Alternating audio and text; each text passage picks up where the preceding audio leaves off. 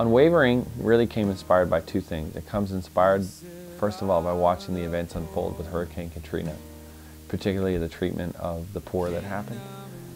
We had a veil that was torn open in our society and in our American culture, and we saw clearly the effects of what happens when people are marginalized in society and they're not able to care for themselves.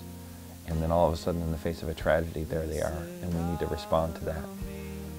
And I think out of that comes a desire for solidarity, which is to truly stand alongside them. And when you embrace the message of solidarity, you start to look at things like the Sermon on the Mount, the Beatitudes, and not so much see them on a level of just financial poverty, but spiritual poverty. And so what's Jesus talking about when he says, blessed are the poor in spirit? The kingdom is theirs, alive in the promise to be dead to the world. When you're poor, you don't have anything. And so you're completely dead to the promises of the world. They don't really matter to you anymore.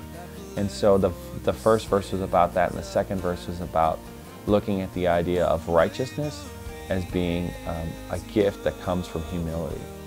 It's not granted to those who are self-righteous. It's granted to those who are on their knees, living for God. And that as a Christian, you start to see that the glory of the mountaintop experience as a Christian actually happens in the valley of surrender.